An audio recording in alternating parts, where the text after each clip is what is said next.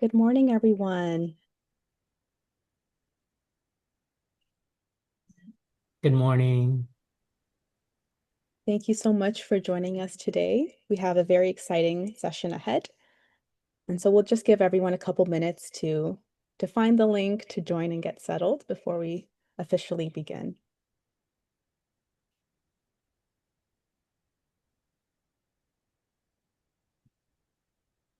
And while you're here waiting around, feel free to share where you're joining from. We know we have folks from all over the world, different time zones.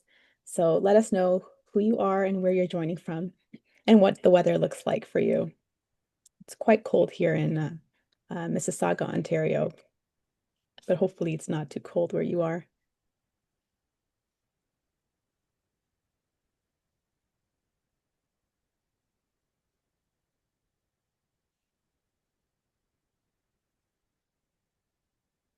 We have someone joining from Hamilton. Welcome. Edmonton, Alberta, Treaty 6 territory. Welcome, Candice.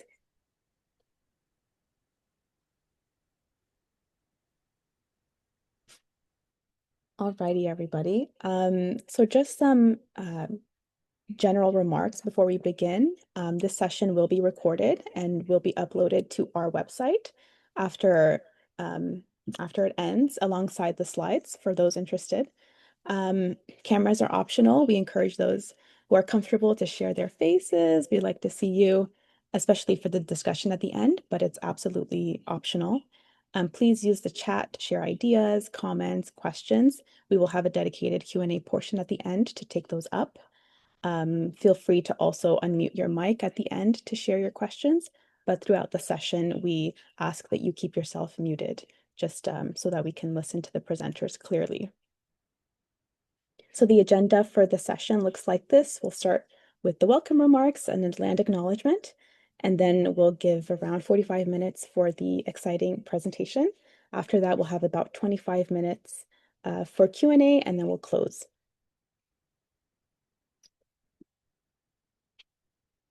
Some additional points that we'd like to mention before we start. So we have a comfort agreement that our team at EQCC Hub has prepared. So in light of AI use being more common and becoming popular, we just ask that you refrain from allowing AI tools to be used to record or take notes during the session. If you want notes, we can happily provide that for you afterward. There is a transcript that's being populated as we go. Some topics may be sensitive in nature. And so if at any point you feel uncomfortable, feel free to step away or communicate that with us. For this session today, we believe will be quite, we won't have content descriptions or concerns, but if those come up, please feel free to do what is necessary for you. And also respectfully engage using the chat, using unmuting, the unmuting function, and yeah, share your ideas. We're happy to hear them. And so the topic for today's webinar is equity-based co-creation, training, lessons, and collaborative design. We have four lovely co-presenters here who I will introduce. But before we do that, I will share a land acknowledgement. So McMaster University recognizes and acknowledges that it is located on the traditional territories of the Mississauga and Haudenosaunee nations and within the lands protected by the Dish with One Spoon, Wampum Agreement. And so my own personal reflection that I've been doing relates to the ways that I receive knowledge and broaden my understanding of the history of the historical harm, and the legacies it's had on Indigenous people. And so lately I've been reading a lot of books by Indigenous authors. My favorite has been Michelle Good. So I finished her 7 conversations about Indigenous life recently, and now I'm on to 5 Little Indians. And so I do encourage folks, if you're interested in this, in learning more, to use books and literature as a way of understanding. All right, and without further ado, I will introduce the speakers for the day. Firstly, I'll introduce Dr. Sandra Mall. Dr. Mall is an occupational therapist and associate professor in the School of Rehabilitation Science. Her clinical and research expertise is in the area of mental health, building on over a decade of frontline clinical experience and applied research. Her primary program of research focuses on mental health along the continuum from mental health promotion to intervention and return to work, including young workers, students, healthcare providers, and first responders. She's interested in e-mental health initiatives, co-design approaches, education and counseling interventions, and advocacy for mental health policy change. Many of her projects involve mixed methods. However, her primary expertise is in qualitative participatory approaches. Next, I'll introduce Dr. Rose Elikanachi. Rose is a physiotherapist with extensive experience in pediatric research and teaching. She holds a PhD in rehabilitation science and a graduate certificate in healthcare management from McGill University.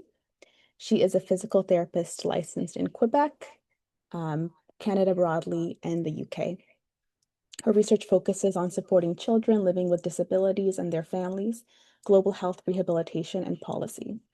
Dr. Elikanachi has contributed to numerous peer-reviewed publications and presented her work internationally. She has also held several teaching assistant positions at McGill. Currently, she works as a postdoctoral fellow with the EQCC Hub here at McMaster, supporting equity-focused research at the DeGroote School of Business and School of Rehabilitation Sciences. Then we have our two lovely co-designers who've provided deep insights throughout this process of developing our micro-credentials. I'll start with Sarah Douglas, who is a policy analyst with expertise in education, health policy, and participatory research. Sarah's interests focus on applying co-design principles to policy development and citizen science initiatives. And our final co-presenter is Chiang Lu-Puyong. He's a senior service designer at NORC Innovation Center at the University Health Network. Chiang loves collaborative design and adopts participatory methods to build community capacity for health and wellness. This involves incorporating multiple perspectives and recognizing the uniqueness and diversity, as well as commonalities and kinship among the people he has the privilege to work with. And with that, I will now hand it off to the team to share their slides. Thanks, Sinette.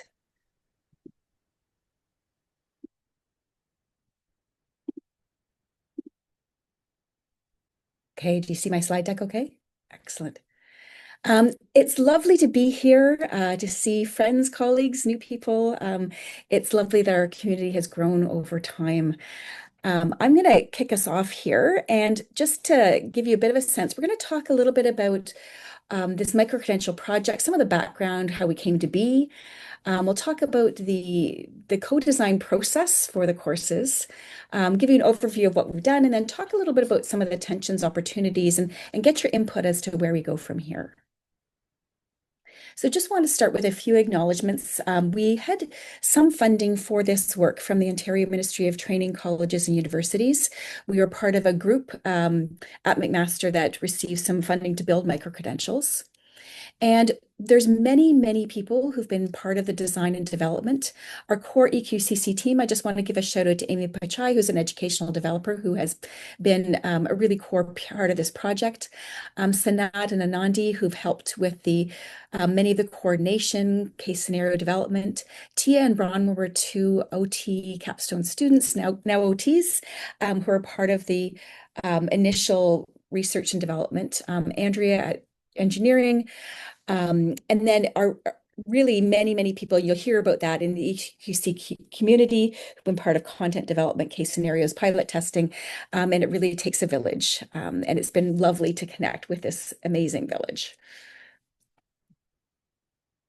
All right. So we go over to this conversation that we're supposed to be having today. And before we go ahead, you see that there's nothing on the screen, because I want everyone who's on the call today to put on the chat, when you see the word equity-based co-creation, what comes to mind first? When you see the word or you hear the word equity-based co-creation or co-creation itself, what comes to mind? One word, sentence, whatever it is, and I'll read them out. Oh, nice. We have responses coming in the chat: collaboration, community, participation, reflexivity, working together, inclusive innovation, centering lived experiences, inclusivity, inclusive. Thank you so much, everyone. And you can keep putting comments in the chat. And I did this to try to see where we are at, if people truly understand what we're talking about. Following the EQCC Hub, we've come to the definition of EQCC as a creative, collaborative approach that centers social justice, lived experiences through engaging relevant interest holders to inspire new ways of thinking and relating the design, delivery, leadership, implementation, and evaluation of services, products, and public policies. In all of this, it represents a new goal, enhanced process for co-creation theory and practice. And like you see from this definition, everything everyone has put in the comment resonates properly to what we actually refer to as equity-based co-creation. And we had to do this to be able to go into our conversation today. And that being said, there are a lot of terms, and I'm sure if you're looking at the screen right now, we've seen this over and over again. There are many forms of collaborative research and service design with a focus with collaboration. But we're more focused on co-creation here today, which is an umbrella term that encompasses the others. And like some of you might know, co-creation might become, or somehow has sort of become a buzzword everywhere we go in any research environment. Most times we hear co-creation, co-creation, co-creation. But all of it, was trying to co-designs, co-production, co-implementation, co-evaluation, all co-governance. But all we're hoping that if you're using any of these terms, you're truly doing what you see you're doing. Follow the definition I had put forward earlier, and we would show you how we did that today in our curriculum design as well. Over to you, Sandra. So I'm just going to give a little background and context about why did we start this project. And I think Rosa started to say a little bit that there are actually new standards and guidelines really saying that recognizing the value, I think, about inclusion, collaboration, and providing quality of care, but we also see it in research, we also see it in policy. And some movement, I think, to thinking about EDI and incorporating the voices of people with lived experience into strategic planning, into service planning, into research planning. And all of this is good. It really speaks to the need, I think, to build capacity in this space. And when we applied for our funding, it was really saying that this is a core skill that we need to practice in many different areas. And I'm going to talk a little bit about this and a step back about the broader context. And, you know, one of the things that we talk about is service design and delivery. And we know that there's many gaps and cracks in the system. Some of them are bigger for some people more than others. And one of the challenges that we say, and I love this picture, is, you know, some of the challenges is that the services are being designed by people who aren't receiving the services. And so this feline healthcare, all the dogs are making decisions about cat healthcare, and really thinking about if we have the voices of people who maybe are using services or haven't used the services, we can start to really think about designing services that are more relevant, that really speak to the needs that people are at, and thinking about prioritizing based on people's needs who might be at the other end of the service delivery spectrum. I also want to talk a little bit about the sociopolitical landscape right now, and we see lots of things in the papers around you know, backlash, I think, against EDI, DEI initiatives, and really concerning, I think, in terms of some of the progress that has been made, and I feel like we're going backwards very quickly in some of the real gains that have been made. And so just want to put it out there about, you know, this is an act of resistance. You know, how can we start to keep conversations going into the forefront about how do we do this work well and really involve kind of an equity and social justice lens on this work. And then the other piece is, you know, how do we do things better? So, you know, we talked about there's really some great gains around thinking about participation, including people, voices of people with lived and living experience. All of that is great. But we worry that sometimes there's a bit of a checkbox or tick box. Are we really doing this work in a way that really embraces collaboration, the voices of lived experience, that it is about sharing power. And this article that I put here, we published back in 2020, I think, about Are You Really Doing Co-Design? It was really to start a conversation about, what are the elements of doing this well? And it's been actually a really highly cited article, actually, probably the most highly cited article they've had about doing this work. And then the image down here of the starburst is from the Inclusive Design Center. And they talk about, often when we do design, it's designed for the middle. It's for the kind of the 80%, and a lot of the design is there, and we forget the people who maybe are not in the middle, the 20% of the outliers. And some of the challenges with that, and AI is certainly a good example of that too. AI, large language modeling, is designing for the middle. And I think Yuda, who's the head of Inclusive Design Center, will say, when we design for people on the outside, we get to more innovation. We get to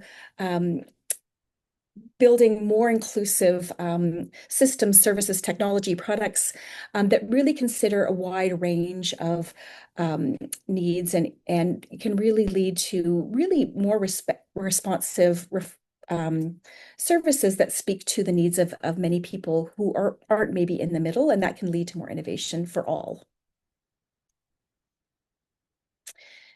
So that's a bit of background. I'm happy to chat about, we'll revisit some of those ideas at the end. But when we put forth this proposal, we had this vision that we would build this learning pathway.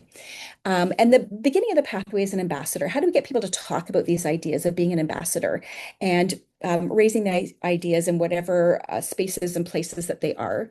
And then we sort of said from there, we would build a kind of a coach or experienced advisors. So again, people come at this work, maybe you're leading that as a service provider, maybe you're coming in as someone with lived and living experience, and how do we build capacity for that? Some people have overlap in both of those roles. And then we're not going to talk about it today, but the other part of the vision is to start to move into integrated learning. So can we have people do this work and then have kind of fieldwork practice and then a train the trainer model? So that's kind of where we're going in terms of the vision. All right. Then to begin this proposed learning pathway, we started with the ambassador course. And like you already has been stated by Sandra, we started this process with a co-production aspect, a co-creation thought process and methodology in mind. We started first with the process of creating this ambassador course with key informant interviews. We tried to get individuals were interviewed with experienced eight interviews were done with experienced experts and decision makers to try to get the sense of what exactly would an ambassador course look like. The drafting of the learning outcomes and the content was also done by the EQCC team with a charter principle, which I will refer to in a few minutes as well. And then the course materials were then put together. Just so you know, even though this image shows like a linear process, the process was fully iterative. We're going back and forth to make sure that we're truly incorporating the ideas and the thought process of our expat partners in all of this. We also had inputs from key informants on drafted content, which some of our key informants we hear from today as well. And then we went ahead for content review. This whole process started way back in 2024 and has continued. And then we did, of course, go ahead to do proper content review following feedback from both our stakeholders, our experienced partners, our key informants, decision makers, as well as those individuals who were involved in actually creating the course itself. And following that, we were able to successfully preliminary launch the course in October, which we'll officially do today as well.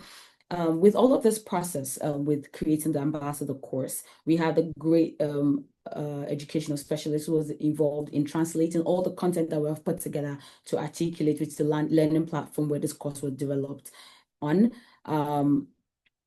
As well, following this creation of this content, we were able to then get feedback from about 9 individuals on the courses. So how was this done? When the course was created, we made sure that people who piloted the course about 9 individuals were able to let us know through a post-survey feedback, answering these 4 questions that we see on our screen, telling us what exactly the key learnings they took away from the course was, what the strengths of the course were, if there were ways we could improve it, and lastly, if there was anything they could do to recommend for us to improve or to do better with the course.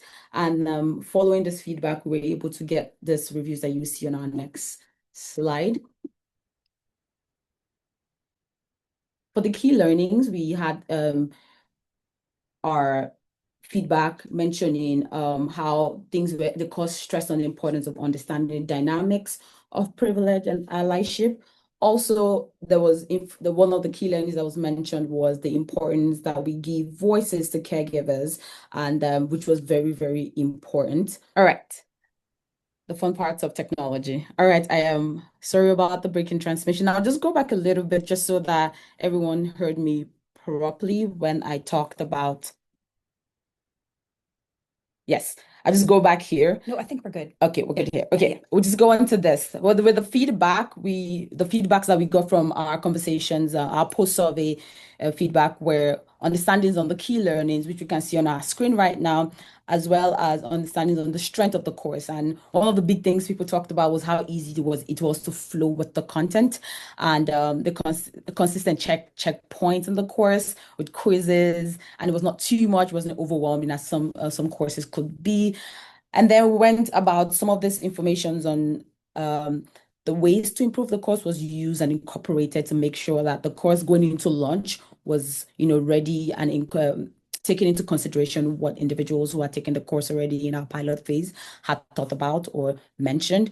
And lastly, it's much, much, much recommended for persons who are interested in understanding co-creation better, who are new to the concept of co-creation, or who are clinicians, researchers, policymakers, healthcare professionals who want to understand, or anyone interested in co-creation as a concept or a methodology. This was very important, or it was recommended as the kind of audience who would be involved in this course.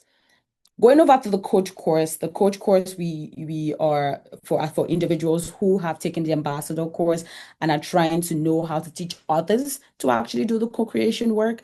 The same, almost similar procedures and development roadmap here. And like I said before, even though the map looks linear, it's actually a very iterative process. As well, we did a key informant interview, drafted course materials, but this time around, we had a different procedure where we had a co-design working group because we created the coach course based on the different principles, and each module of our coach course had the different modules, and we had different working groups working in these different modules. We're yet to still pilot test the course, and we're yet to launch, but we'll do that as we go on with this process. We just completed the co-design working group process earlier. I think it was earlier this year or late last year. I'm not so confident about that date there, so forgive me in advance. However, for the co-creation working group, there were about 4 to 6 for each principal running from November to June. We had the initial orientation, of course. Individuals had time to review the content before we had the meeting and then comment online. And then we had the follow-up meeting to review the feedback and then generate recommendations. And as well, once these recommendations were made, we all then went back to the team, reviewed each module, looked at it and see, are we in a good space? Are we really articulating what we want an EQCC coach to actually take away from this course? And then finally, like I mentioned in the ambassador course, it was then translated to Articulate, which is our learning platform.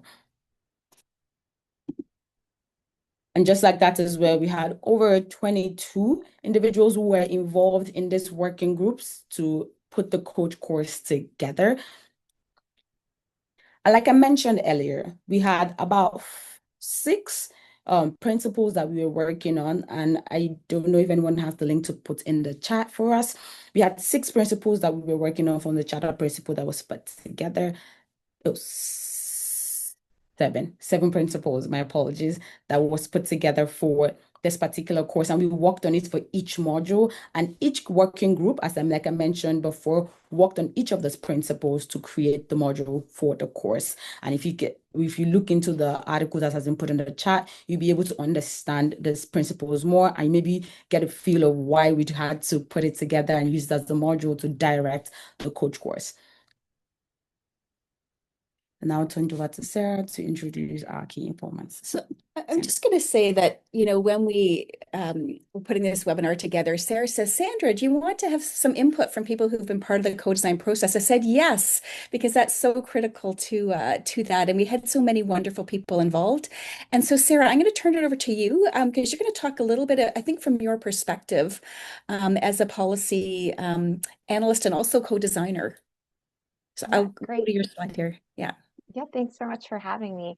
Yeah, and I think like my context of working in policy, working in government, I'm always looking to participate in things like this because with my own background and experience, I've seen the value of co-creation firsthand. And I think probably a lot of people on this call have also maybe can see the value in it, not just from the positive aspects of co-creation, which have been covered so beautifully already, but also, the things that happen when maybe we don't take a co-creation approach to things, particularly in big blanket policies, for the public. Sometimes when we are stuck in that consultation mode, which sometimes we have to be, and I respect that there's methodologies for different, goals.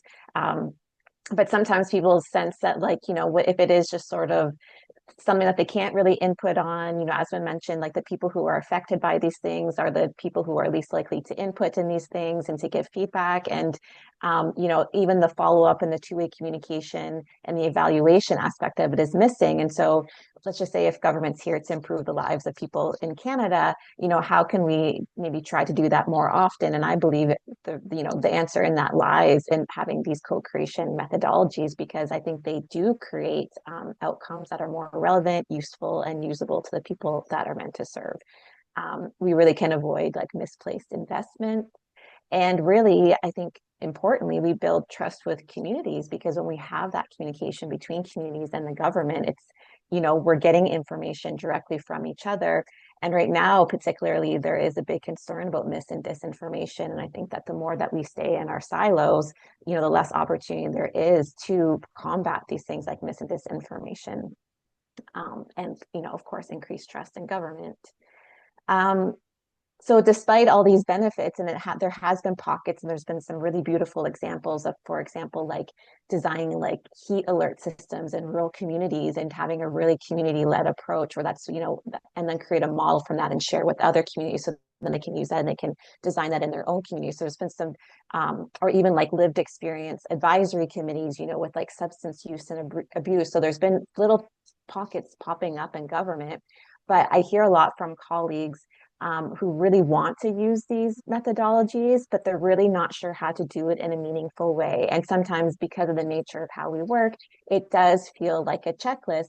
And it's not just that the people on the receiving end, or maybe like the potential like users of the policy or the service, are feeling that. It's also the people who are leading these engagements that are also feeling uncomfortable, and they want to do better. They just really don't know how to do better. And I've had like colleagues say to me, like, how do I know I'm doing it right?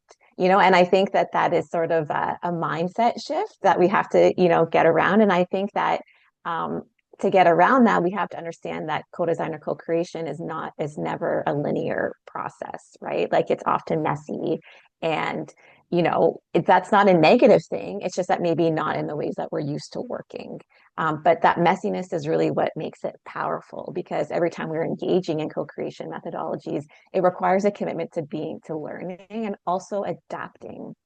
And really, like, as you can see on the quote, it is a social process. So everybody there is invited to bring ideas. Everybody there is invited to take action. And sometimes those ideas can create tension because we're humans and we're coming from our own perspectives.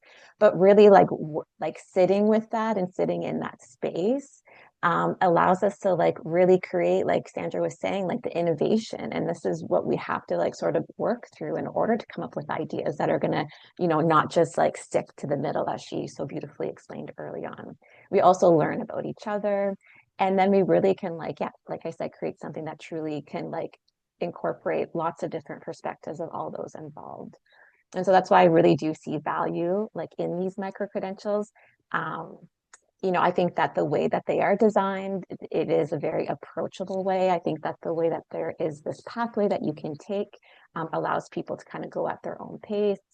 And I also think the fact that they were, co-developed by people who are the intended audience or the beneficiaries of the process really makes the content authentic and grounded in real experiences. And so for me, I also wanted to be part of this because I think that the more that we can put ourselves in these situations, right, that I want to get better at being flexible. I want to get better at being adaptable. And also, I think like it's a good opportunity for me to reflect on my own like positionality, where I'm coming from, the goals that I have, right? Because I right away I'm like, oh, great, there's going to be a micro credential. This is what I want the micro credential to look like. But it's like acknowledging that I'm bringing that energy into the space and that it's not all about me. It's not all about what I want out of it. It's about everybody in the room. And so I think the more practice that we can get in these scenarios, the more that we can kind of like learn to build these really rich co-creation experiences, and then again have that output be like really powerful and authentic to apply to different environments. So thank you for including me. And I really encourage everybody to explore these micro credentials and think about how they can, for me, bring them, in my perspective, like bringing it to your organization, and kind of like planting these seeds of co-creation and all these different ways that we're working. So thank you. Thanks, Sarah. Beautifully said, as always. You can see how our work was really enriched by the people who were part of this process.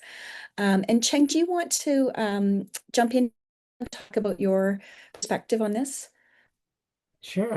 Hi, everyone. I'm Chang, and I am a service designer who got invited to participate in the co-creation of this co-creation course, which I thought was a great idea to practice what is being taught.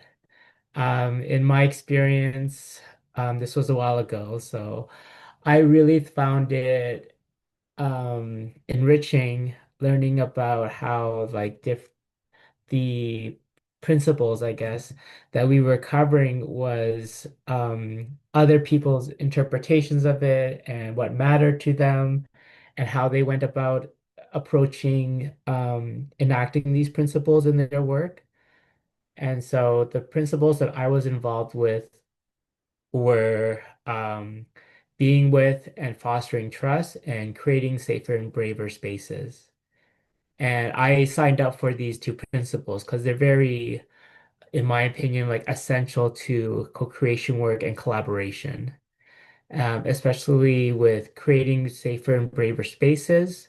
I think safety, by definition, for me, is not just about the protection from harms and risks, but also it enabling folks to be themselves. And it gives you a bit of freedom of expression. And in co-creation work, that could lead to more authentic participation and I think more enriching contributions, I guess, into the work as folks can, tap into their lived knowledge and, lived experiences and tacit knowledge because they feel safer to do so. Braver spaces is actually a little bit of a paradox because, bravery is happens when there is risk and safety isn't sure. But I think taking brave actions and speaking bravely comes from a sounding board of the psychological safety that is created so that you can, feel to be a bit more braver. Being with and fostering trust is something that I think is very important as well when co-creating with other groups. And I think being with comes before fostering trust. So you have to really spend time in developing trusting relationships before starting any co-creation work. And it is foundational, I think, for me to, if you can in your project timeline, make the time and the space to get to know people and really build real relationships. And something I learned at the Newark Innovation Center was to work at the speed of trust. And we covered this in our principles discussions, where um, you take cues from other people about their desired pace of change and how they want to work and what speed. So it's kind of just meeting people where they're at. And that's all I'll say for now. Thank you. To manage some of the challenges of this work that are maybe be led by service providers. And then also students and trainees who want to work in health and social service sector and interested in EQCC. We're going to revisit this, and I want you to think as we go through and describe the courses, who do you think from your perspective is the most at need or maybe could most benefit from this training? So the ambassador, Rose sort of walked us through a little bit. It's really designed to be entry level, low barrier, 3 to 5 hours. It's asynchronous online, and it's really those foundational principles and practices. And so we get people to build a positionality statement, to build a kind of a plan for how they might move some of these ideas forward. And I think my next thing is is champagne. Because we've actually launched this course, which is pretty exciting. Today is our official actually launch of the course. It's been a long time in coming. We've sort of soft launched to make sure everything worked at the back end, but our official launch is today. So I would provide champagne to all of you if we were in person. So I would invite you just to open your bottles at your leisure. This is the QR code if you're interested in registering. There is a charge for this course, and I'll talk a little bit about it was hard for us because we had so input for so many people. We would like to make it free, but we actually have to be sustainable. So there is I think for this course, I think it's $250. If you have issues around payment, let us know. But this is sort of what the platform looks like. It's through our Avenue to Learn platform. So again, if you're interested at all, the QR code is here, and we'll also put the link in the chat if people want to register. Done. There we go.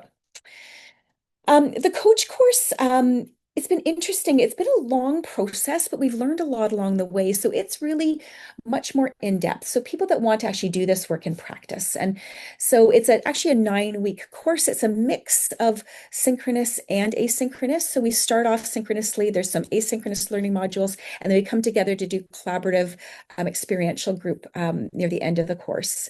And again, there's going to be this moderated discussion board. The assignments are really reporting on your group experience and building an action plan. And so these courses, they're a micro-credential, but they're non-academic micro-credentials. So you do get an official badging and there is an evaluation, but it's not an academic credit. And this is a little bit what the platform looks like. This is Amy working her magic. We have sort of an avatar that walks you through each of the asynchronous pieces. This is a little bit what the course outline looks like. So you'll see these weeks 3 to 6 are these principles and what they look like in practice, and then a co-creation experience at the end. It's looking really good. I'm quite excited.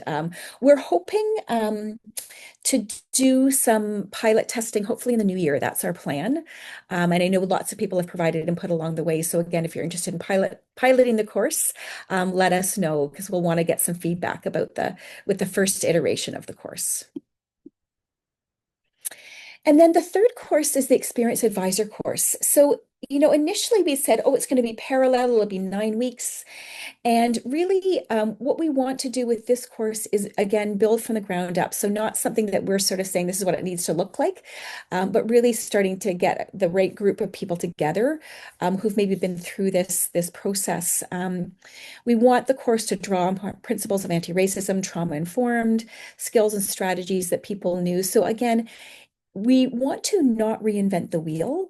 So these are questions for you. You can pop in the chat or email us afterwards. We know that there's some really good training already out there. I know that kind of the SPORE network, Indigenous communities. So we want to make sure that we really understand the training that already exists so we can position this course within that meets a gap, I guess, in training needs.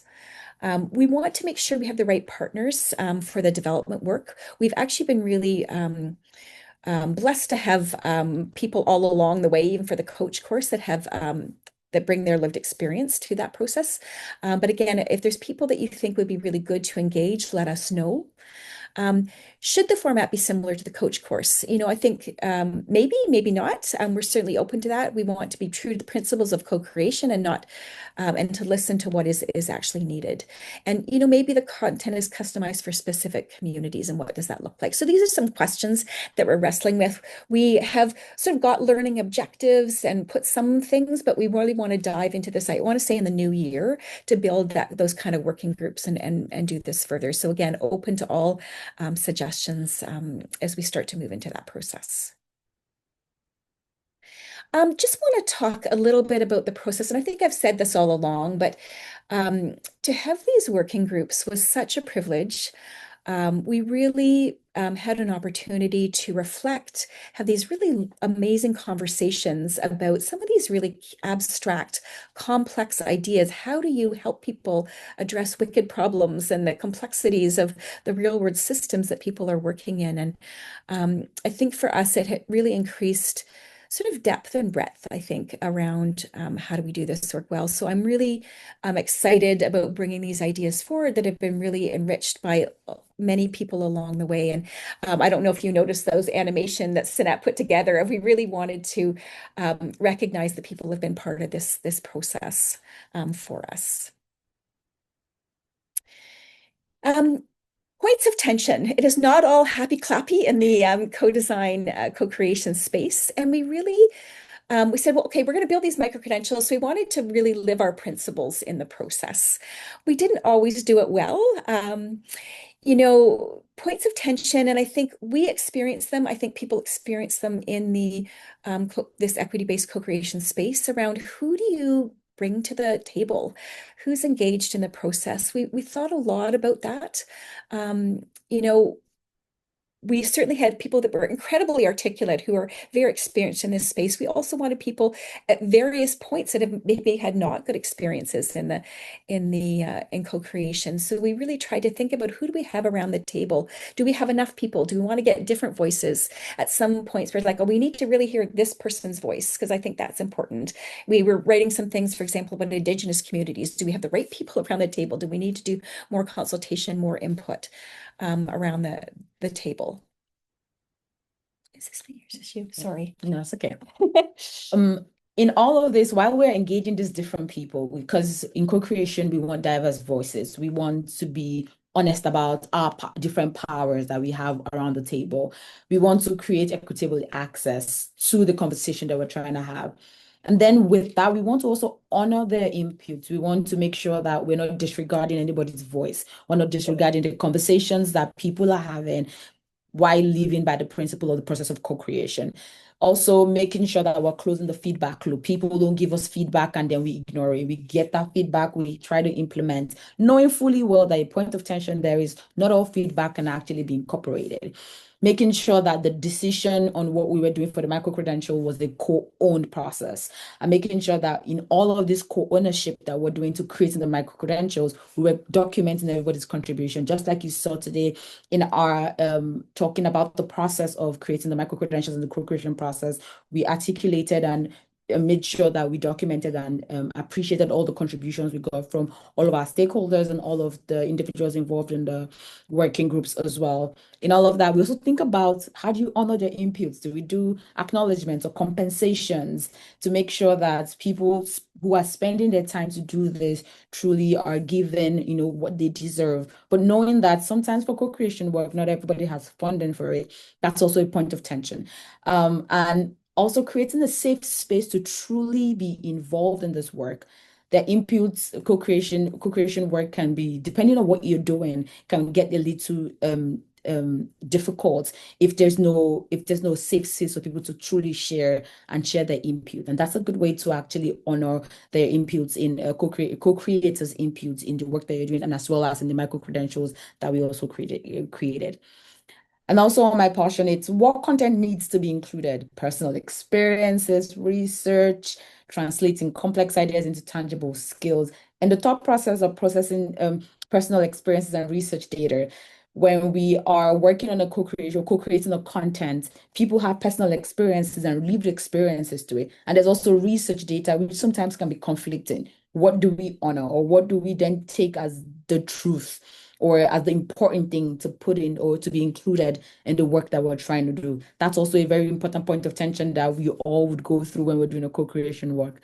And lastly, in translating complex ideas to tangible skills, sometimes people share information that are important to be included, but the question is, how do we bring it to things that are actually tangible and things that can be incorporated in what we're doing in the micro credentials that we are creating? All these point of tensions, sometimes we have answers, sometimes we don't have answers to them. Yeah. And some of this work, when you read about co-creation, it's really relational work. It's about people connecting with other people, building new relationships with each other. Yet we have this technology space. I know I experience this tension all the time around, how do you build connection on this online, often impersonal space? And so that was something that we really tried to think about, in terms of synchronous and asynchronous. When are we bringing people together? When do they work on their own? What's more efficient? What's more really important to do that work. And we would love to bring people together, but again, it's more efficient online. So that's always a tension, I think, for us, and really trying to create spaces in our course to build connections. So it's an iterative process. When do you know that you're done? So it's taken us a long time to get to where we are, and we learn new things always along the way. And how do you know when you're at an endpoint, when it's good enough to kind of put out there into the world? So that's always a tension, I think, for me, because there's always new things to learn. There's always new developments in the field. And so that's a little bit of some of the things we've experienced. How do we know when we've consulted or engaged people enough? And then the last piece is, how do we make the training both accessible and sustainable? And I think sometimes they're competing ideas. So again, we have to ensure that we can offer the course over time. So we did need to charge people. And people said, oh, I was part of this work, but it's behind a paywall. I'm like, oh. So we really want this to be accessible. We want people to take the course. Please let us know if we're trying to be creative around making it accessible, but also ensuring that we can continue and sustain this work over time, and making sure we've hired people that are good at the skilled enough to be able to provide feedback, for example, and continuing to develop the work. And so I don't want to end on the tensions. I want to end on opportunities. And so this has been really an exciting process. You'll see the picture at the bottom of the Heart Set Mindset. Jillian and I were chatting a little bit about, we hear a lot about EDI, but do we really talk about that? This is an opportunity to create spaces for these constructive conversations. These are not easy. Well, they seem at the surface really simplistic ideas. They are not in practice. So we see these courses as an opportunity to start to open a space where we can, have an opportunity to talk through some of the tough stuff, and be brave and challenge each other. This notion of Heart Set Mindset has been really interesting. What is that? How do we operationalize that? The Heart Set is about coming to this work with caring, compassion, mindset. There's also some thinking, preparing your brain to be able to do this work, and skills. And we talked about, I think we have the sort of the 6 C's. So curiosity, creativity, collaboration, compassion, contemplation, courage. And so unpacking what it means to do this work and to do this work well. I think there's an opportunity to think about not the voices that we often hear, but how do we elevate voices that are not often heard? How do we build awareness of that? How do we build skills and capacity to do this work? And I think it will be really exciting that we can start to design not just for the middle. How do we share the language and the tools to transform culture? EQCC is an opportunity to move beyond the status quo, to get people to think differently, get people to relate to each other differently. How do we give people the language, the concepts, and the tools to start to do that? Can we build this community of like-minded people? Can we build this collective commitment to disrupt the status quo? Wouldn't that be exciting? Remember, I talked about resistance earlier. So how can we build this resistance to tick boxes and start to do things differently? And wouldn't that be fantastic? And Jillian, you talked about this fugitive co-production. I'm like, what is that? So I started to go down a rabbit hole around this notion of fugitive co-production, which is this idea that it may not be socially sanctioned or mandated, so that people kind of grassroots connecting with each service provider, service users, and starting to do the co-production work at this grassroots level that may not be socially or officially mandated. And isn't that exciting? And how do we sow and grow this social movement for equity-based co-creation? So pretty exciting. And then I put here, I don't know if you can, hopefully it's not too small, but we have this phenomenal PhD student who is a spoken word artist, I would say. And, you know, when we do this work, the arts-based approaches have been really powerful, I think, for us in lots of ways in terms of visual arts and beading and paddling, but also spoken word. And she's written this beautiful poem. And do I have time? Do I have time to read it? Yeah, okay. So, and I think it captures this idea of opportunity. So it's called Imagine. What might happen if we, for a second, just held the whole weight of each other's grief? If we rolled up our soiled sleeves, got straight to work, and dove right into the vulnerable bottom of it all? How might we see each other differently in the light then, in the clear face of our own raw dancing reflections? What world could we sew together with the scattered confetti pieces we find of one another's hearts? What does it mean to be painful witnesses to the unfolding, to sing more tender eulogies in the face of the shattering open? What do you imagine is emerging from these here winding waters? What is glowing in the transitional page between old and anew? Peep through the eyes of the needle with me a minute and look at all that is possible if we put on a thimble and in gratitude listening to stories about where we came from while we list out to strangers and friends alike some of our favorite desserts, simply creating spaces for the grief that sits right underneath the hollowed roofs of our mouths as we try by all means to keep the wonderment in this place of transition alive as we gift each other wings and kaleidoscopes for the restoration.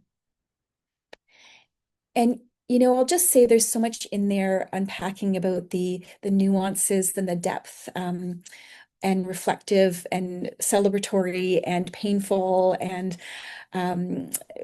new ways of thinking that is possible that she just has done in such a beautiful way.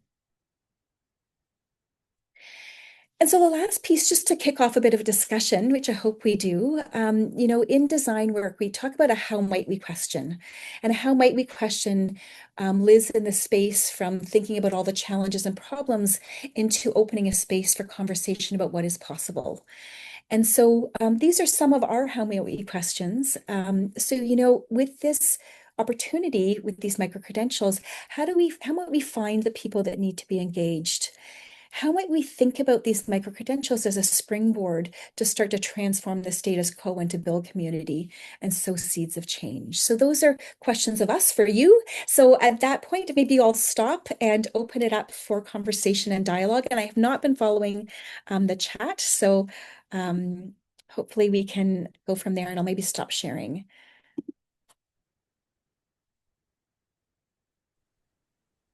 Thank you so much, Sandra, Rose, Sarah, and Chang for this amazing presentation.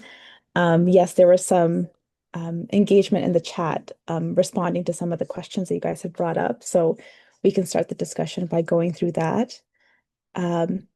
Earlier on, Chang was responding to your question of who else do we engage, and he mentioned patient advisor groups and caregiver support communities. They may be good potential partners.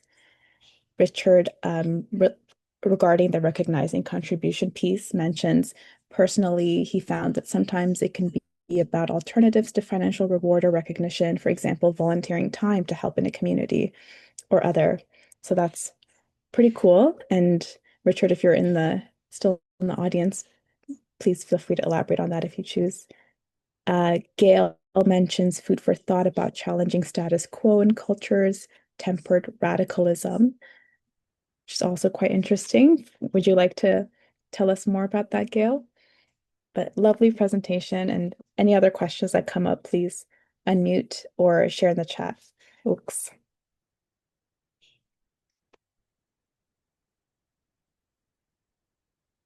Gail, you have to talk to us about tempered radicalism. Oh, sorry, I wasn't mentioned. I didn't want to interrupt because I know there's probably a lot of questions folks have. It's an idea that we float in our groups at CAMH in our research and uh, um, co-production groups, and it's the idea that we're committed to our organization and helping them develop ways to co-produce with people with lived and living experience.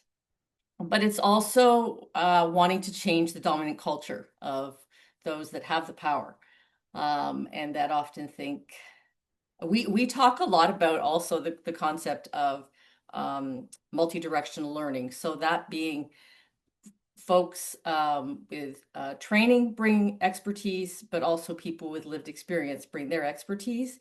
And instead of folks with the learned expertise bringing those folks with lived expertise up to the level that they're at, we teach each other. So we all bring our own knowledge. And so we talk a lot about, and we try to practice a lot about teaching each other in ways that helps to address or acknowledge power. I mean, power is never going away, so we have to acknowledge that. But yeah, it just kind of really helps to kind of build relationships, level the playing field.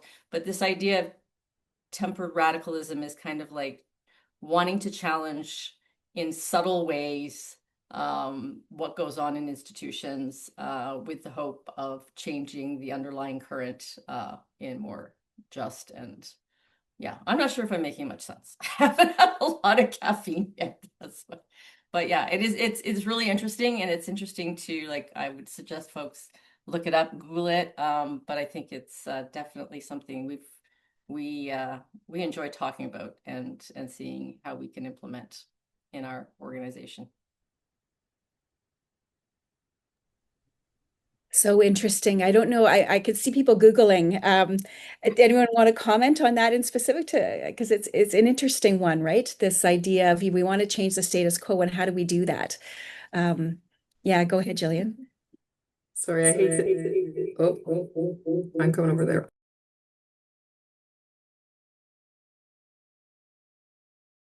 Oh, unmute now. Yeah, there we go. We're in the same room. Gail, I love that. And I hadn't heard the term before. And it's interesting because your tempered radicalism is within an organization, right?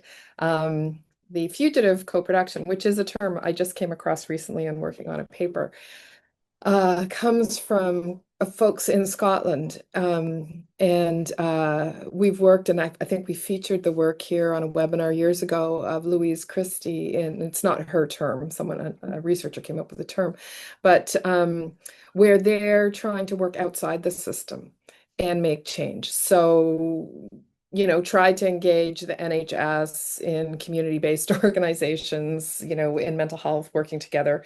But just, getting the usual hierarchical pushback from hospital type folks. And so in the end, they just said, look, you're welcome to come and join us, but if you don't want to come, we're just going to go ahead.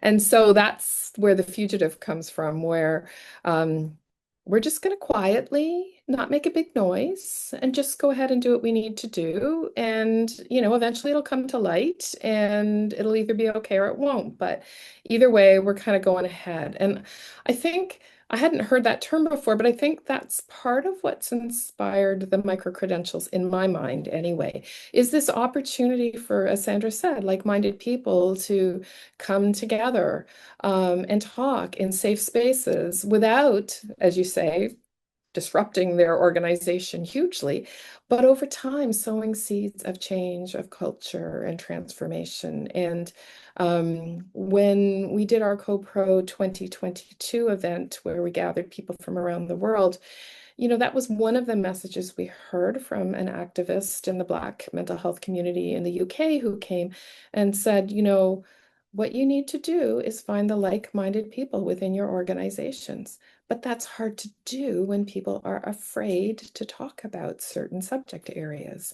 And in doing research in Sweden, we learned about simple training that gave people this ambassador designation And anytime you saw that at the end of an email, you knew they'd had that same set of thinking and they bought into it. So a simple way to be disruptive by finding other people who are like-minded so we can talk together and what might come out of those conversations.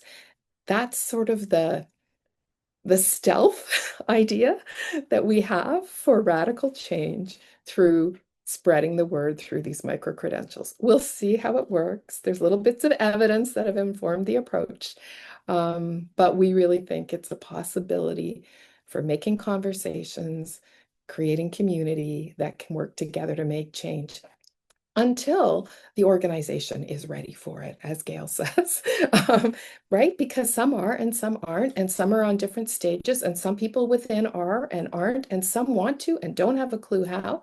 So let's create that social movement from within.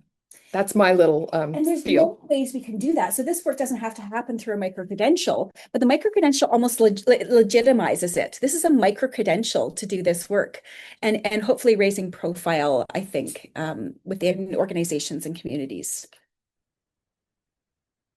Oh, there we go. Temper radicals and fugitive co-production as allies. Absolutely. There are two other questions in the chat. They're quite lengthy, which is nice. Oh, the first one has 3 tiers to it.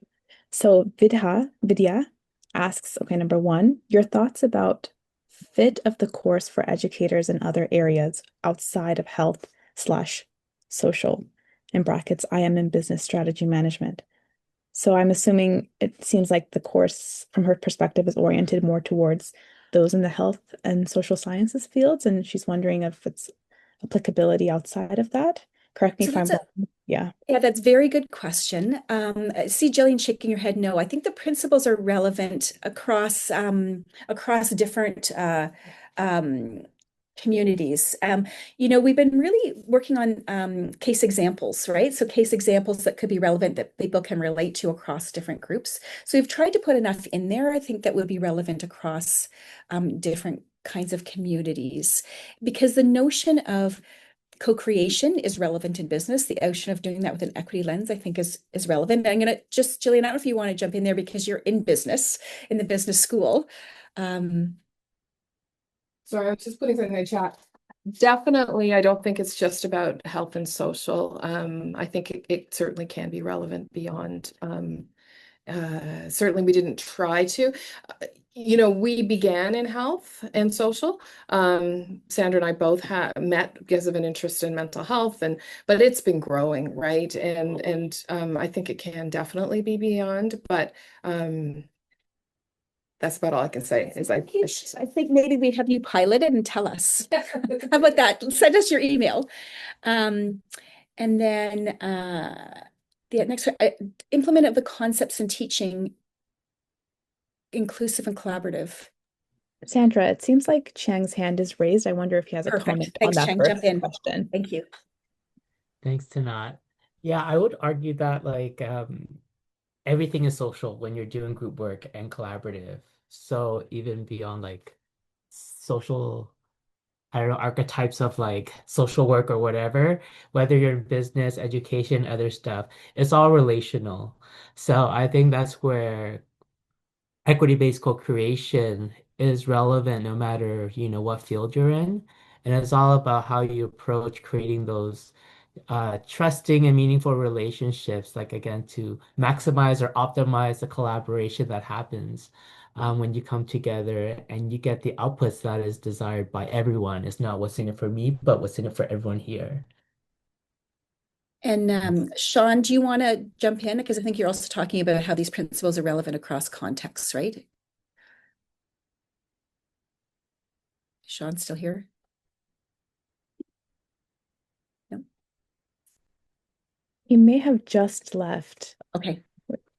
But yes, he did leave a comment in the chat about, service design organizations like Bridgeable embed these principles with a range of business and community clients. And then the question about OSAP, could you help me understand what the question is? Is Hello. micro Hi, I'm Vidya. So my video's on, but for some reason, the background doesn't detect my face. So sorry about that. So yeah, these are like follow-up questions. So I'm a PhD student in business. So yeah, the first question of about like because yeah, that was the thought when I wanted to join the webinar was I wanted to make myself very aware of the DI principles and applicability of it. Like I would like to implement it in teaching, and I understand it's not enough if I say I want to have inclusive and collaborative teaching. I need to have the tools and intelligence to implement it. So my thoughts was to gain that kind of knowledge from this micro credential program. So that was my first question, like how do you see fit in outside of health and social? And the third question is like there is like the OSAP is the student loan, Ontario student loan, which has specific loans for micro credentials, not for full program, but if there is a micro credential, they provide loans for it. I have gained it in the past, but the only thing is they assess which micro credentials are eligible for OSAP. So there's a big list which says like sometimes some are available and some are not. So I was just wondering, during the talk, I just quickly Googled to see if it was available on OSAP, but it right now it doesn't show. But I just want to bring that up in the discussion. Like, would it be more accessible to people to make it available on OSAP eligibility? Amazing. I did not know that existed. We will follow up. That's a great, great suggestion. Thank you so much. Thank you. And thank you for the answers about my questions. Thank you very much. Figure out what that process looks like, right? There's the power of co-production and co-design There you go. there, Vidya. Thanks. We hadn't even heard of this. So great. Great to hear different perspectives and we get new ideas. Oh, Amy, you wanted to jump in because again, I think it's around the question about education and business, right? Amy is our amazing educational developer who's at the heart of this work. Yeah. Yeah, so my background is very much not health and social services. My background is experimental psychology into education, and I've worked at a business school for the last 8 years. I see a lot of application outside of sort of a niche health and social services perspective. Doing this work has really shaped the way that I am trying to approach educational design more broadly. So I can absolutely see application outside of that. I think Chang's comment was extremely insightful that really when you're working in relationship with others, these principles come into play. So regardless of what the domain is, and you mentioned kind of business strategy management, there's within that going to be a lot of things like change management, like, working with broader groups to bring folks on board. And I think that the principles within these approaches are extremely valuable there. So yeah, that's kind of my perspective on that. And if I can say sort of two quick things about one of the following questions around sort of wisdom around, moving at different timelines and the tensions between some of the non-vulnerable stakeholders in sort of leadership positions wanting to move things forward. I this project has been a long process, and we've seen a lot of iteration, as Sandra mentioned. And yes, at some point, one has to stop iterating, but do they really, right? Like, I think every single time we teach a course, every single time we engage in running an initiative like this, we tweak things. And so, finding the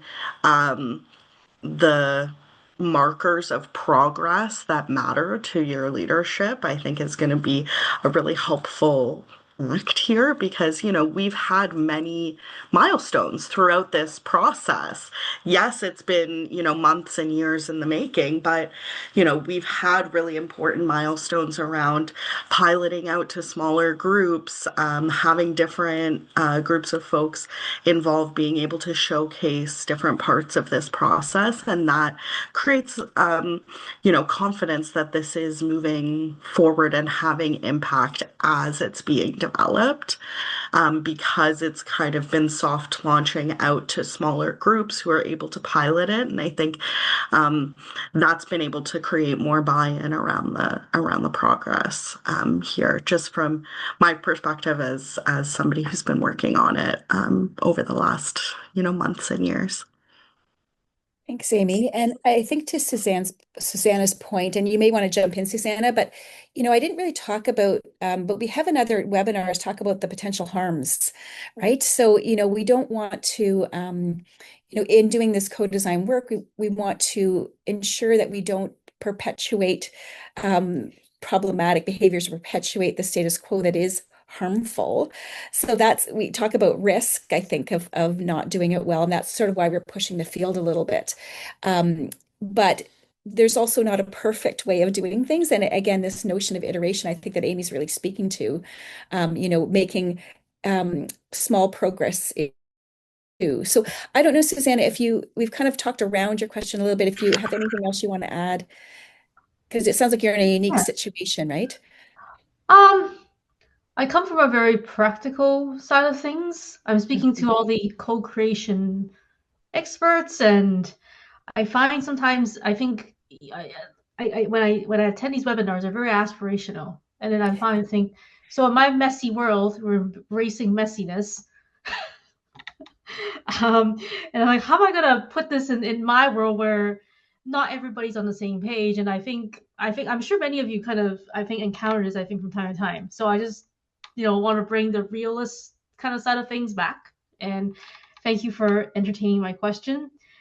And I think I also have to work on myself, like as a project lead. Sometimes, I get into this whole let's keep things moving, but sometimes, I have to work on myself first and go, okay, there's other things beyond like timelines, right? Like, the whole like respecting, the process, but also to what Amy just said, like sometimes we also need to, move on to a point to a certain extent. So there's always this dynamic. Like I think as a project lead person, you always have to manage all these kind of like directions, people pulling in different directions. I think it's our job, but also I think we also set the pace and the tone.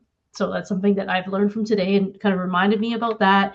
But also, right, trying to almost anticipate, like, yeah, people are going to question about timelines sometime or later. And it's like, okay, let's just go back to those, I guess, maybe guiding principles or, the harms of not respecting the process. I think that's a good one too. So I like those couple of nuggets. And then maybe just respecting that nobody's perfect either.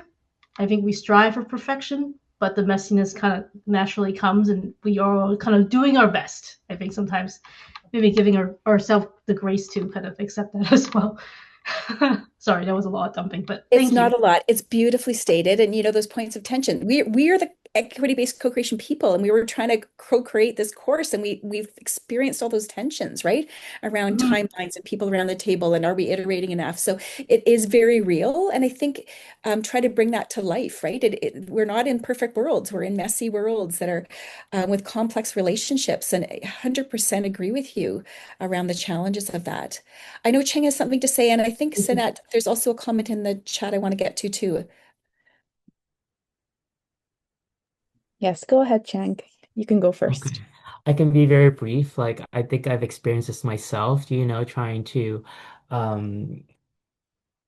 do the work that I feel like would be better quality and in the way that I think is beneficial for everyone, but then you meet these pressures. And it's really hard. And I think if possible, like I had to learn how to become an advocate. And I think with equity-based work, a lot of it is advocacy because you are against systems or individuals that may not value or have the same values as, taking the time to build relationships, or deadlines comes before people, or project outcomes and KPIs or whatever comes before the human aspect of things. And it's hard. It is hard working in this type of field, but I think the more you do it, the better maybe you become at advocating for like taking more time and building those relationships to maintain it for future work and on future proofing projects. I don't have the answer. I don't think there's a like way to do it, but I think you just gotta advocate because it matters to you and just like keep pushing for better ways of working together. Thanks. Thanks, Chang. And I think to your point, Jillian was saying having a supportive community helps so much. Hoping to keep building community is in part through these micro-credentials. Also, where our way of connecting others. And yes, so Richard expanded on his comment earlier about how an alternative to providing financial compensation could be volunteering your time to help out in a community.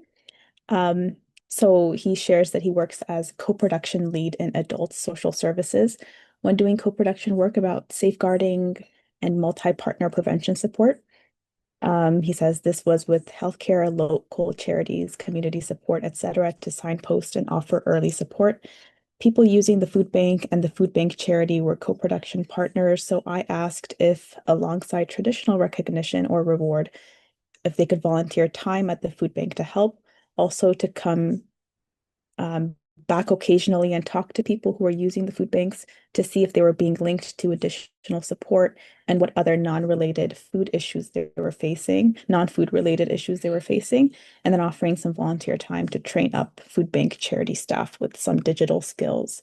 So Yeah, and I really think even for great. this project, we asked people, how do you want to be, like, we're recognizing you're spending time doing this. How do you want to be recognized, or what do you want to gain from this? And so for some, we had a little bit of money, so we could provide a small honoraria, but for some people, they said, I don't need that. Maybe sometimes the conversation was rich enough, or maybe that they could take things back that they learned along the way, recognition and authorship, in presentations. So thinking creatively and asking your community about what would be meaningful recognition of the work that you're doing, that you're contributing, and thinking creatively. If you don't have money per se, what are other creative ways of thinking about honoring those perspectives? Absolutely. Susanna is jumping off. Thank you so much for joining this conversation. I think we're actually at time. We have 10 minutes left, so we'll just wrap up. If you guys have any other comments or questions to ask the team, I will follow email with the emails of Sandra, Rose, Chang, and Sarah, so you can communicate with them directly. And so we'll wrap up. I will share the final couple slides while it's loading on my computer. We have an upcoming session next month, December 11th, and the topic will be about social prescribing in the context of Australia, led by two professors, I believe. And so that'll be really interesting. Sorry, folks, it's still loading on my end. So I'll just talk as that gets set up. We have a QR code for you to join our newsletter where all the announcements about opportunities are. So it's not appearing on my screen, so I'll just put it in the chat for you all.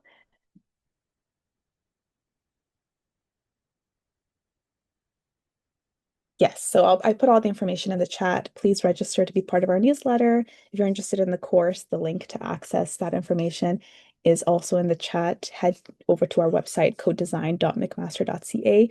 We have a tab there called Micro-Credentials, where I'll give you an overview of all three of the courses and a link to make the purchase for our first one, the Ambassador. And if you have feedback on the session today, leave your comments using that survey linked above. It'll just take 1 to 2 minutes. Let us know what you liked about it, what we could improve for next time. And yeah, I think my slides aren't cooperating, so we'll just end it off there. And we hope you guys enjoyed the session. And Thank you so a much for huge coming. thank And you. I know there's people who've been part of this co-creation process with us that I see here today, and just a huge thank you to you. And we will be in touch in terms of where things are going from here. Thanks, everybody. absolutely. Thank you all. Have a great weekend.